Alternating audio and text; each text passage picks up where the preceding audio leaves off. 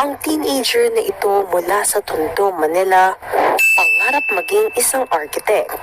Ngunit maagang naglaho ang kanyang mga pangarap nang pumanaw siya sa edad na 13 taong gulang. Ang sanhi, rabies na mula sa binaliwalang kagat ng aso. Nanumo ko ako, parang bumagsak ko yung mundo ko. Sabi ng doktor, ilang oras, ilang months, pwede siya magtagal. Minsan is 24 hours lang yan. Pinalaki ko yung bata na yun. Punong ko muna pagmamahal, pag-aalaga. Tapos bigla ko wawala sa akin.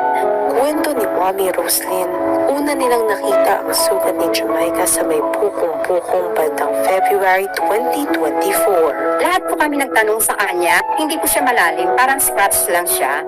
Siguro mga ganyan lang. Kunting dugo, parang guhit lang siya. Hindi ko man sasabing sa aso.